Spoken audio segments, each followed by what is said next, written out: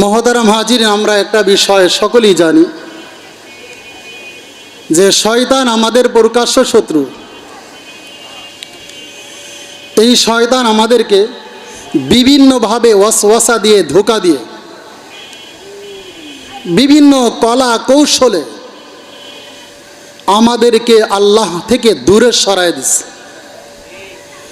দূরে সরাইতে যত কৌশল ওদের অবলম্বন করা দরকার, এই শয়তান সেই অবলম্বনগুলো চালায় যাচ্ছে।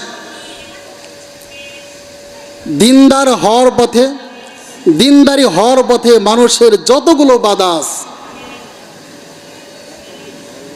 এই সমস্ত বাধার মধ্যে অন্যতম বাধা হলো এই শয়তানের ওয়াসওয়াসা, শয়তানের ধোঁকা। আমাদের মাঝে অনেকেরই প্রশ্ন, হুজুর আমরা তো অনেক জানি, অনেক মানি, অনেক আমল করি, তারপরে কেন দিনদার হইতে পারি না, দিনের পথে কেন চলতে পারি না? এই প্রশ্নের জবাব হলো যে শয়তান আপনাকে আমাকে ধোঁকা দিয়ে এমন একটা পরিস্থিতি মধ্যে আমাদেরকে ঢেলে দিয়েছেন, ঠেলে নিয়ে গেছেন, যেই পরিস্থিতি উদ্ধার হওয়ার মতো উপায় এখন আমাদের সামনে নেই। শয়তান বিভিন্নভাবে ধোঁকা দিয়ে আমাদেরকে আগামীর চক্করে ফেলে দিয়েছে। যেমন আজ আমল করব না, আমার তো বয়স হয় নাই, বয়স হলে আমল করব। আরে আমি তো এখন যুবক মানুষ, আমলের বয়স হয় নাই, নামাজের বয়স হয় নাই, বয়স হোক, এরপরে নামাজ পড়ব, এরপরে আমল করব, এরপরে দাঁড়িয়ে রাখবো, এরপরে সুন্নত তরিকায় জীবন যাপন করব। আমার তো বয়স হয় নাই, বয়স হওয়ার পরে করব। এই যে আজ করব না কাল করব, আজ ভালো হব না কাল ভালো হব, আজ নামাজ পড়ব না আগামীতে নামাজ পড়ব, আজকে ব্যবসায়ীর ঝামেলায় আছি, সংসারের ব্যস্ততার মধ্যে আছি, ব্যস্ততা একটু কমক, ব্যবসায়ীর ঝামেলা একটু কমক, যখন কমবে তখন আমি আমল করব, এখন দান করব না। আরও টাকা পয়সা অর্জন করে নেই, আরও বহু টাকার মালিক হওয়ার পরে তখন অনেক টাকা দান করে বহু সবের অধিকারী হওয়া যাবে, তাহলে আজকে দান করব না, আগামীতে বহু টাকার মালিক হইলে তখন দান করব। এই যে শয়তান আমাদেরকে একটা কৌশল অবলম্বন করে আগামীর চক্করে ফেলে দিয়েছেন, এই আগামীর চক্কর থেকে আমাদের বের হয়ে আসতে হবে। আর এই আগামীর চক্কর থেকে বের হয়ে আসার এক নম্বর হাতিয়ার হলো যে মাওলা পাকের ভয় প্রত্যেকটা মানুষের অন্তরের মধ্যে সৃষ্টি করতে হবে। মাওলা পাকের ভয় যখন মানুষের অন্তরে চলে আসবে, তখনই আগামীর চক্কর থেকে সে বের হয়ে আসতে পারবে। আমাদের সমাজে অনেক মানুষ আছে যাদের হজ ফরজ হয়েছে, তারা অনেকেই বলে যে এই বছর হজ করব না, আগামীতে করব। আগামী বছরে যখন আবার বলে এই বছর তো সুযোগ হইল না, কাজকর্ম সব চাপায় নেই, আগামী বছরে যাব। এইরকম করতে করতে এই ব্যক্তি একদিন কবরের জিন্দিগিতে চলে যায়। এই ব্যক্তি হজ করলো না, অত তার প্রতি হজ ফরজ হয়েছে। এই যে শয়তান আগামীর চক্করে ফেলে দিয়েছে, অথচ হজ ফরজ হয়েছে। যদি কেউ হজ ফরজ হওয়ার পর আদায় না করে কবরে চলে যায়, আল্লাহ নবী বলেন মান মাতা ওয়ালাম ইয়াহুজ্জা ওয়া আলাইহিল হজ্জু ফালিয়ামুত ইনশাআ ইয়াহুদিয়ান ওয়া ইনশাআ নাসরানিয়া। আল্লাহর হাবিব বলেন, হে আমার উম্মতেরা, তোমাদের মাঝে যাদের উপর হজ ফরজ হইল, হজ আদায় করলো না, সে ইহুদি হয়ে মরুক, চাই নাসারা হয়ে মরুক, আমার কোনো কিছু যায় আসে না। ভাই দোস্ত বুজুর্গ, দেখেন হজ ফরজ হয়েছে, আদায় না করার কারণে আল্লাহর নবী হাদিসের মধ্যে কত বড় ওয়াইদ, শাস্তির কথা বর্ণনা করে দিয়েছেন যে আমার উম্মত, তুমি ইহুদি হয়ে মরো, চাই নাসারা হয়ে মরো, ওইটা আমার দেখার বিষয় না। তাহলে দেখেন শয়তান আমাদেরকে ধোঁকা দিয়ে আগামীর চক্করে ফেলে দিয়েছে। তাহলে আগামীতে করব, ভাই আগামী তো আমাদের কোনো গ্যারান্টি নাই। গ্যারান্টি আছে? বর্তমানে আমরা জীবিত আছি, নিশ্চয়তা কিছু হইলেও আছে। এখন আমার কাছে টাকা পয়সা আছে, দান করার কিছু একটা নিশ্চয়তা হইলেও আছে, কিন্তু আগামীতে সম্পদ আমার বেশি হবে, দান আমি বেশি করতে পারবো, এটা কোনো নিশ্চয়তা আছে? কোনো গ্যারান্টি আছে? আজ ইবাদত করব না, আগামীতে ইবাদত করব। আজ কোরআন তেলাওয়াত করব না, আগামীতে কোরআন তেলাওয়াত করব। আজ দাড়ি রাখবো না, আগামীতে দাড়ি রাখবো। আজ ভালো হব না, সুদ ছাড়ব না, ঘুষ ছাড়ব না, মদ ছাড়ব না, জুয়া ছাড়ব না, আগামীতে সব ছেড়ে দেব, আগামীতে আমি বাঁচবো। এটা কোনো নিশ্চয়তা আছে? কোনো নিশ্চয়তা নাই। যেই বিষয়ের মধ্যে কোনো নিশ্চয়তা নাই, গ্যারান্টি নাই, সেই জিনিসকে আল্লাহ নবী ছেড়ে দিতে বলছেন। আল্লাহর হাবিব হাদিসে ফরমান, দা হে আমার উম্মতরা তোমরা ছেড়ে দাও, দা মা ইউরিবুকা ইলা মা ইউরিবুক। হে আমার উম্মতরা যেই জিনিসের মধ্যে সন্দেহ আছে, সন্দেহযুক্ত জিনিসগুলো ছেড়ে দাও। আর যেই জিনিসের মধ্যে সন্দেহ নাই সেগুলো তুমি ধরো। তাহলে আগামী আমার সন্দেহ, আগামীতে আমার সন্দেহ আছে, বাঁচবো কি না বাঁচবো এটার মধ্যে সন্দেহ আছে।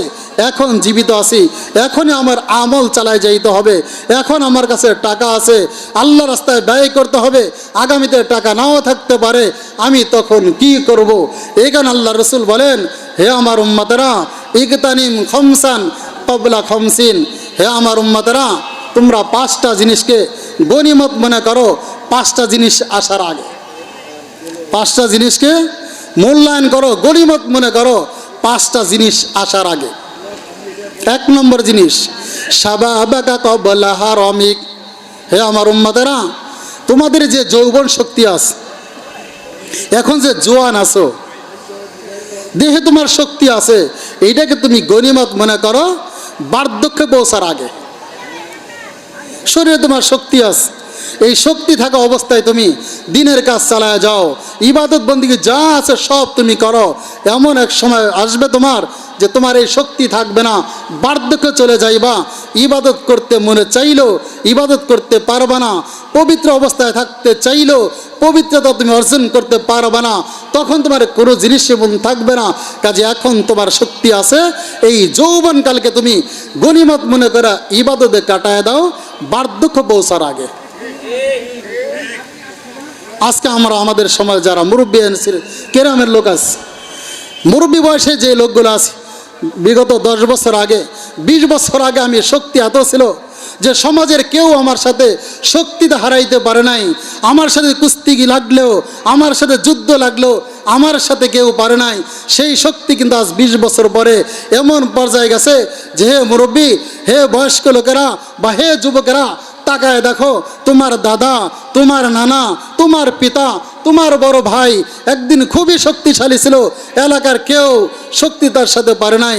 তাকায় দেখো এখন তোমার দাদা লাঠি ছাড়া হাঁটতে পারে না, এখন তোমার দাদা মানুষের সাহায্য ছাড়া, সহযোগিতা ছাড়া হাঁটতে পারে না। তুমি তোমার দিকে তাকাও, 20 বছর আগে তুমি ছিলা বীর বাহাদুর, এখন তুমি গুজো হয়ে গেছো, তোমাকে লাঠি ধরায় দিছে, তুমি হুইল চেয়ার ছাড়া চলতে পারো না।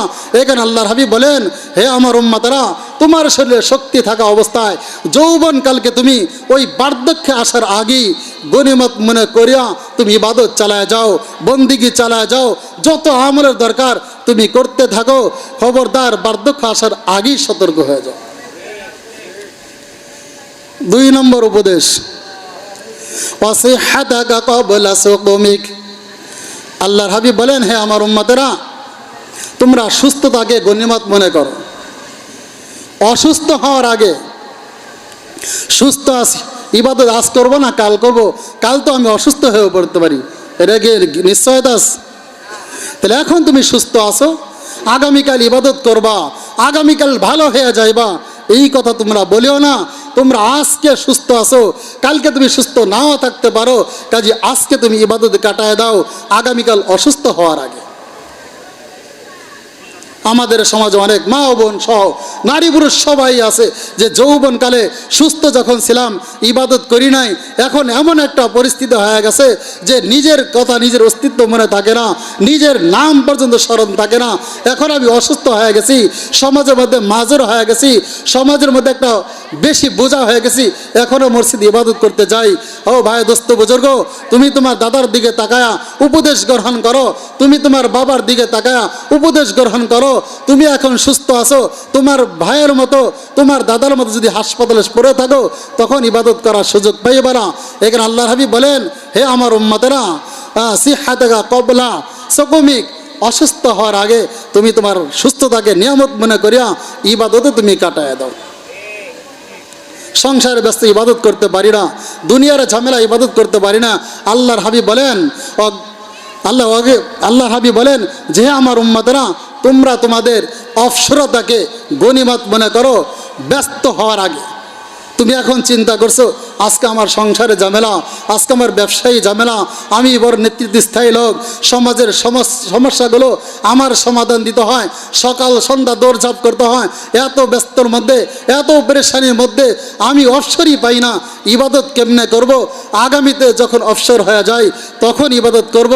আল্লাহর হাবিব বলেন না হে আমার উম্মতেরা, এখন যে অবসরতা তোমার আছে, এখন যে সুযোগ আছে, যতটুকু সুযোগ পাও তুমি ইবাদত চালায় যাও। আগামী বছর তুমি অবসরতা পাইবে না। বছর যাবে, দিন যাবে, মাস যাবে, বছর যাবে, তোমার পেরেশানি বাড়তে থাকবে, ব্যস্ততা তোমার বাড়তেই থাকবে, অবসরতা পাইবে না, কবরে তোমার ডাক আসিয়া যাবে। আজ পর্যন্ত আমাদের সমাজে কেউ অবসরতা খুঁজে পাইছি কন? দিন যায়, ব্যস্ত বাড়ে, মার যায়, পেরেশানি বাড়ে, বছর যাচ্ছে, আমার যৌবন শক্তি হারাইছি, ব্যস্ততা আরও বাড়তেছে, মানুষের বিশ্রামের কোনো অবকাশ নাই। তাহলে আমার সমস্ত কাজ চলে ইবাদতের সময় খালি বলি যে অবসরতা অবলম্বন